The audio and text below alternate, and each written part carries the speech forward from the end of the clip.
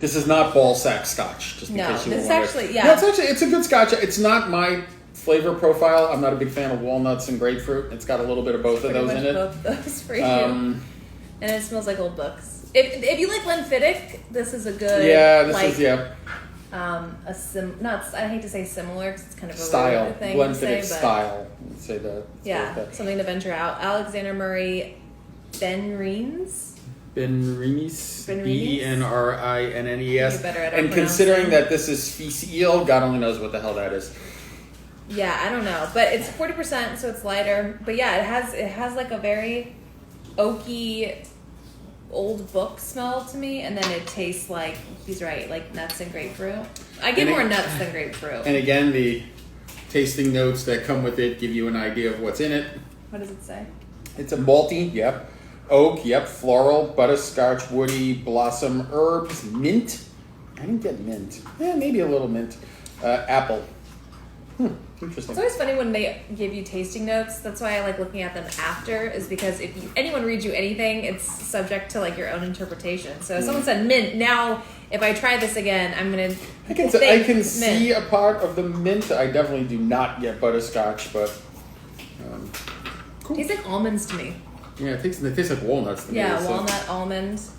I like that. Not my flavor profile, but it's a good scotch. It's a very good scotch. It's got like a what's that alcohol?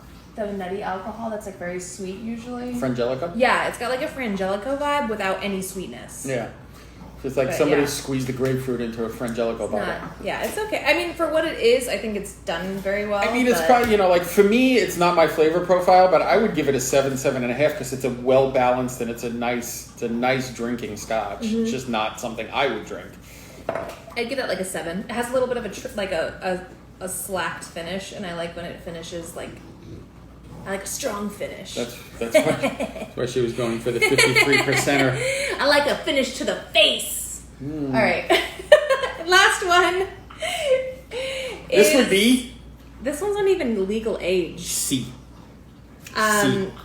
Milton Duff, 17-year-old, 2001, 40% alcohol by volume. I'm not going to peek at the back. Ooh, makeup style. Look at. Do a swatch. Yeah. So this is really, again, not even legal age. I mean, but it's still, most scotches on the market are 12-year-olds, so. It smells like grassy. Gassy? Grass. I was going with grass. Grass. Herbal. Ass and grass. Yeah, herbal. It's got a little iodine, a little medicine-y. I was going to say that. A little medicine-y. Good. It's a good scotch. Again, this is... It's funny, this is 40%, but it's got more of an oily... Yeah, definitely more than oily. The 23-year-olds, but it's also younger. Definitely oily. oily. Make it opposite. Anyway.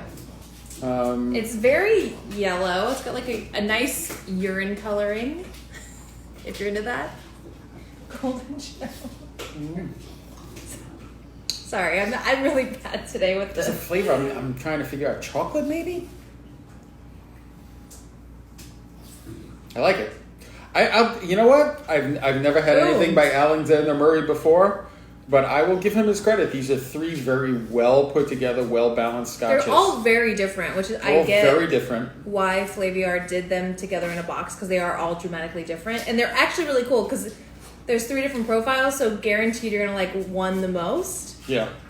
This tastes like straight up oil, like olive oil to me, and then it finishes with like chocolate.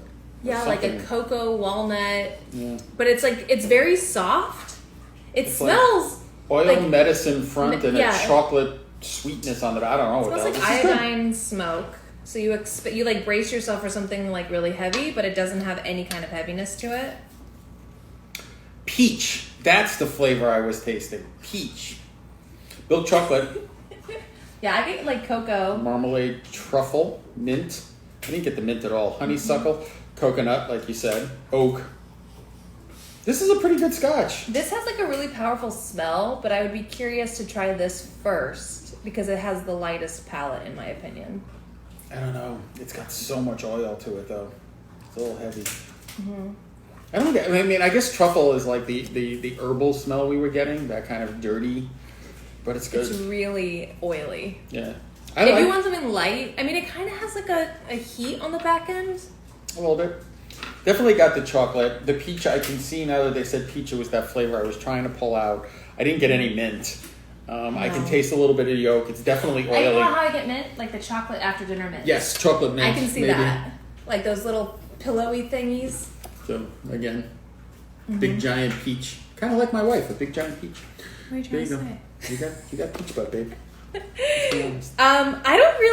didn't care for that one. I liked it. I actually liked it. The oiliness, and it was very flat. It had a great smell.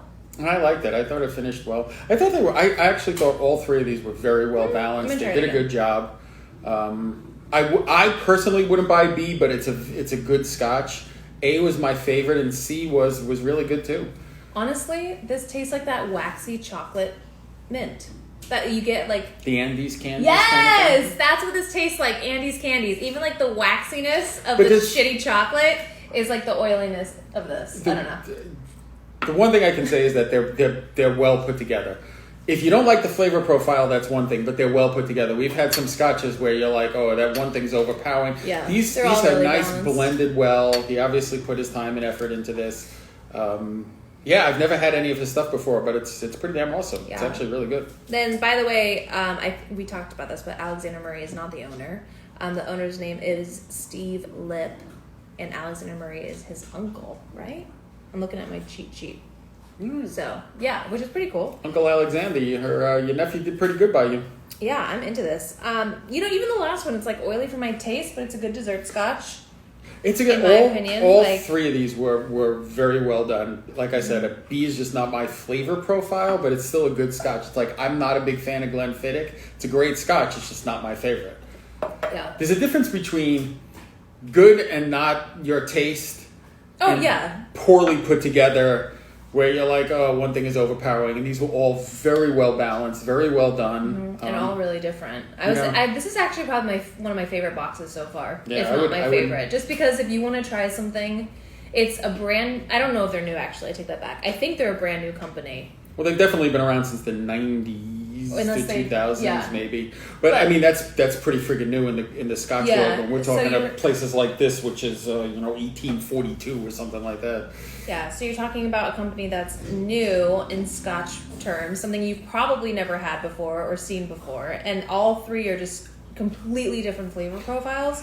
So if you want to try a Scotch or whiskey, this is definitely like a great starter. Whereas if you're a whiskey fan, I would suggest this box, especially if you've never heard of this. If you don't like peat, I would definitely suggest this box because there's no peat in this whatsoever. So it's really this is a great box for where you go, oh, I want to try that new thing that I've never heard of. This is the winner. Yeah, and then once again, it's the Alexander Murray box. I keep calling it a box, and I don't feel like it should be called a box because it's a tube. But it's made of cardboard. That doesn't define a box. In your mind. What do you call my box? Isn't made of cardboard. So you say. The Alexander Murray box tube, Flavier.com. I liked this. This is probably one I would like the most recommend that we've tried for new people. And I'd actually buy a bottle of Alexander Murray. Absolutely would buy one. Yeah, especially the first one. That's definitely my cup of tea. Yeah. This is enjoyable. Hey guys, thanks. I hope you guys enjoyed. And thanks for tuning in. I'm going to enjoy the rest of my scotches since I don't chug mine like an animal. I have finished my scotches. There is no chugging here. I have sipped them purposefully. If you're watching this on YouTube, go give me a follow on Instagram, aka Danny Daniels and Evil Genius Vic. You can also go check out our podcast episodes. The Two Onions podcast. And if you're watching this on Instagram, go subscribe to my YouTube channel, Danny Daniels Official. And again, you can watch our free podcast episodes. And so if you guys have any Flaviar boxes that you want us to try, please. That aren't vodka. There will be no vodka in this household. I'm not allowed to have vodka because I'm a dick. I'm the worst. Bad. But so we have a cognac one that we're wanting to do. We'll probably do that next. But if you guys have any suggestions, let us know. I hope you guys liked watching this. I hope you were entertained. And are you not entertained? That's it. That's the show. That's it. That's all you get. Go follow me on TikTok. Bye guys. Thank you. Bye.